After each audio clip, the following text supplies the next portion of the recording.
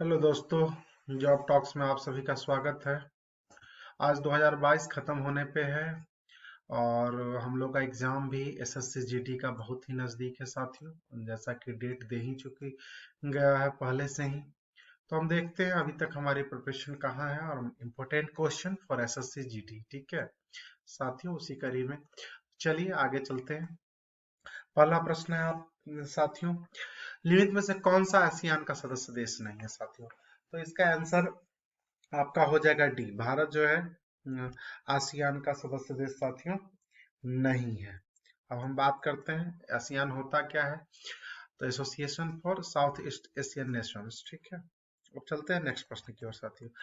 भारत में नियोजन अपने उद्देश्यों और सामाजिक परिसरों को निम्नलिखित में से किससे प्राप्त करता है? तो इसका आंसर हो जाएगा राजनीति के निर्देशक सिद्धांत को साथियों। ठीक है, आप लोग जानते ही होंगे। अब नेक्स्ट प्रश्न, ब्लैक, ब्लू और ग्रीन हिल नामक पहाड़ियां किस देश में अवस्थित है? तो ये हम सभी लोग जानते ही हैं, ये जो कलर से संबंधित है USA, none other than America. USA ही मारना है हम लोग को। अब हम चलते हैं, पन्ना लाल घोष का संबंध किस वाद्य यंत्र से है? तो इसमें ऑप्शन है मृदंगम, बांसुरी, शहनाई, सरोद। तो आपका आंसर हो जाएगा बांसुरी। पन्ना लाल घोष का संबंध किससे है साथियों? बांसुरी से। और आप लोग तो जानते ही होंगे, फिर भी अगर किसी क्वेश्चन का आंसर गलत लगे तो आप लोग कमेंट कर सकते हैं साथियों।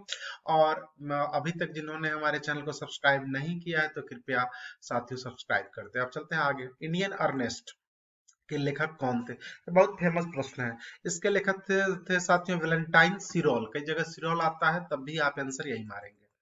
अब हम बात करते हैं 1917-18 में अहमदाबाद में गांधी जी द्वारा चलाए गए सत्याग्रह में किसने हिस्सा लिया था?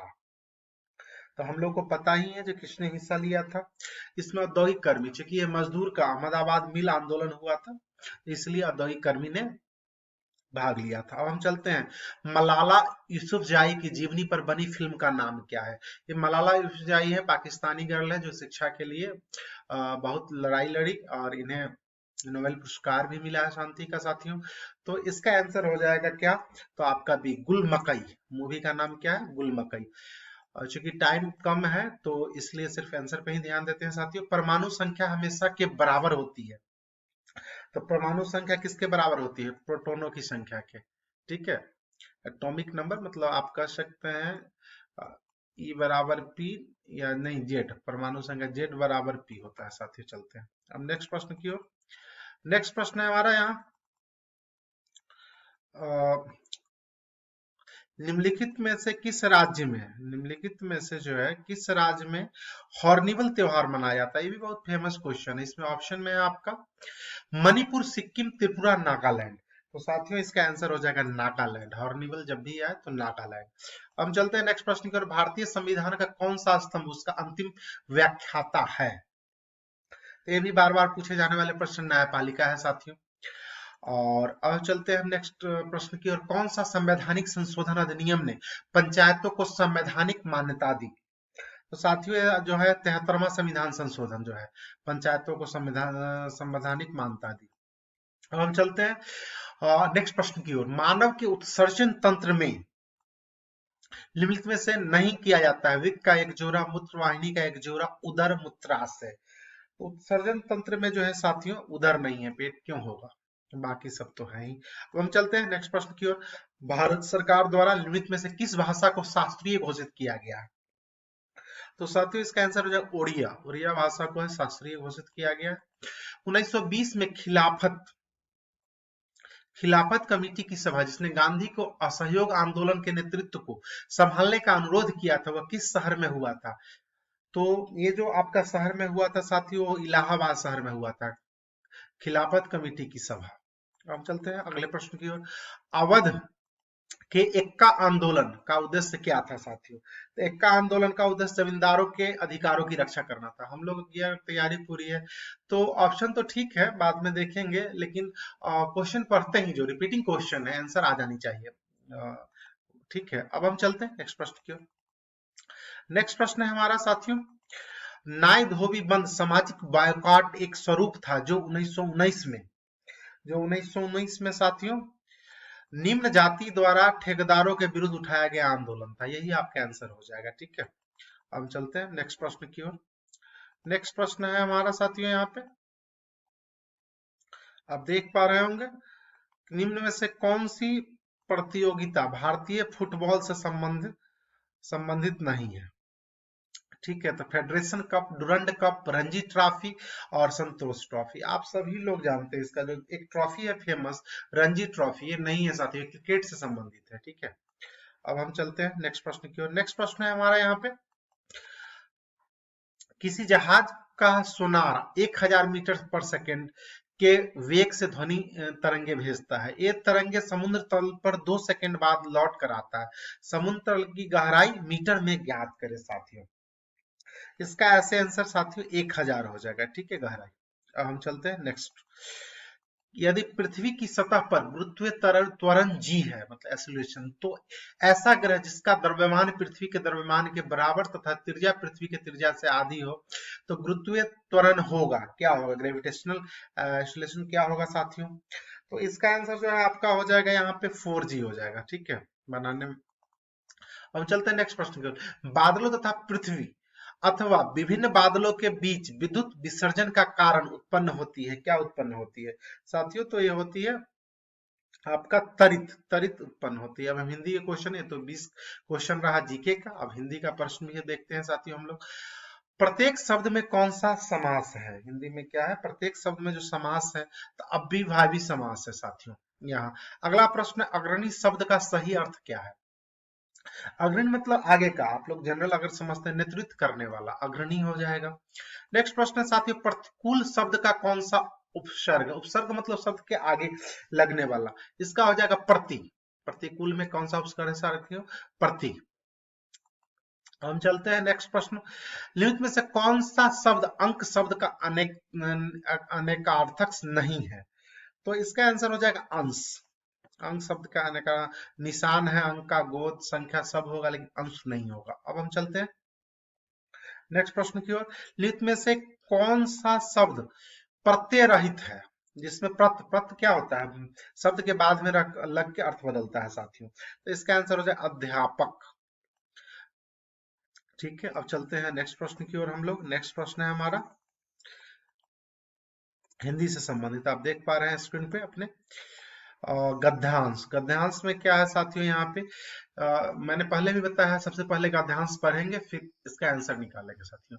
संसार के संपूर्ण अज्ञान नाम की वस्तु नहीं होती। अज्ञान अक्सर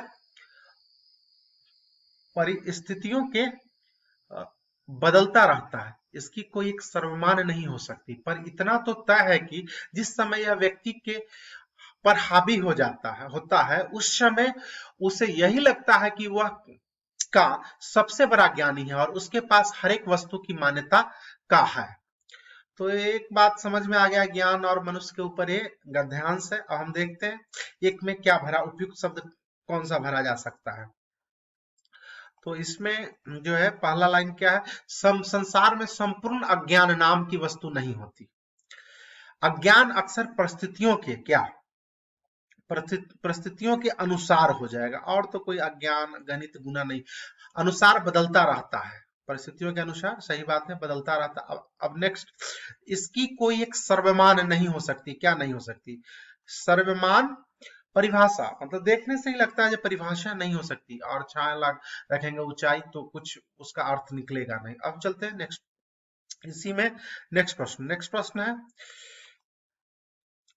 हो सकती, पर इतना तो तय है कि जिस समय यह व्यक्ति के पर हावी होता है। तो ऑप्शन देख लेंगे, 3 नंबर ऑप्शन क्या क्या है 3 नंबर में। तो इसमें है बादल, निर्णय, दिमाग और नाक। तो साथ ही इसमें दिमाग पे हावी होगा, नाक पे थोड़ा ही हावी होगा। ठीक है, तो दिमाग पर हावी होता है, उस समय उसे यही लगता है कि वह का सबसे बड़ा ज्ञानी है, वह संसार का, पहाड़ का थोड़ा ही होगा, निर्णय कल नहीं, संसार का सबसे बड़ा ज्ञानी है। अब हम चलते हैं नेक्स्ट, क्या है इसमें, और उसके पास हर एक वस्तु की मान्यता का है, क्या है इसका? ऑप्शन देखेंगे तो पता चल जाएगा ऑप्शन में कौन सा सही होगा साथियों। तो उसके पास क्या है? मानता, तर्क है, तर्क, शर्त जल तो होगा नहीं, तर्क है। अब चलते हैं, ये दो गद्यांश रहा। अब नेक्स्ट प्रश्न की ओर चलते हैं साथियों। नेक्स्ट प्रश्न है हमारा यहाँ पे, ऊ ध्वनि का उच्चारण स्थान क्या है? ऊ ध्वनि का जो उच्चारण स्थान होगा मूर्धा। मूर्धा से हम लोग ऊ बोलते हैं। अब चलते हैं कृष्ण का। कृष्ण का विलोम निम्नलिखित में से कौन सा है? तो कृष्ण का जो विलोम हो जाएगा साथियों, नहीं मूर्धा से नहीं, ऊ ध्वनि जो है साथियों ओष से बोला जाएगा, ये गलत है, ठीक है। ऊ ध्वनि जो है आपका मतलब ओष से बोला जाएगा, ठीक है। हम चलते हैं कृष्ण। कृष्ण का विलोम शब्द निम्नलिखित में से कौन सा है? तो ये है आपका दानी। कृष्ण कृपन हो, कृपन कृष्ण नहीं है एक्चुअली, स्पष्ट नहीं, इसलिए कृपन का दानी हो जाएगा, सही बात। अब हम चलते हैं नेक्स्ट प्रश्न की ओर। त्रिलोचन। त्रिलोचन किस प्रकार का शब्द है? तो साथियों त्रिलोचन जो है क्या है? योग रूढ़ है, ठीक है। हम लोग जानते हैं योग यौगिक योग रूप में योग रूप शब्द है त्रिलोचन। हम चलते हैं नेक्स्ट प्रश्न की ओर। निम्नलिखित में से कौन सा विशेषण का उदाहरण है?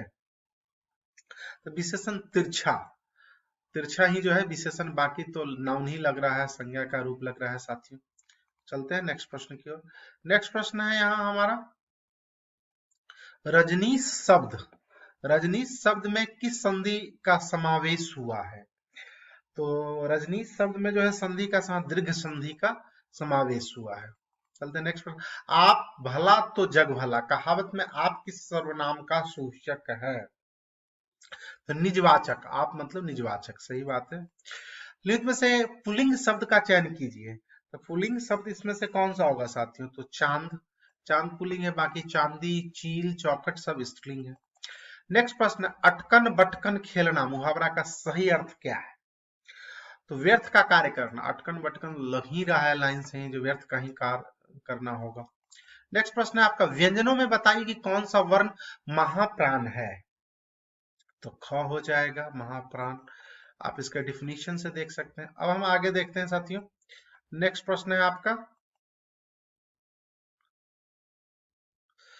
अनल। अनल का उपयुक्त अर्थ होगा, क्या होगा? इसका उत्तर साथियों आप लोग कमेंट में देंगे, साथ ही बताएंगे आपका आप लोगों को वीडियो कैसा लगा। अगर कोई आंसर गलत भी, एक प्रयास है आप लोगों तक ये क्वेश्चन प्रश्न पहुंचाने का। और साथियों आप लोग का एग्जाम नजदीक है। इसी के साथ धन्यवाद, और फिर से अनुरोध है जो भी लोग चैनल पे नए कृपया चैनल को सब्सक्राइब शेयर और लाइक जरूर करेंगे। धन्यवाद।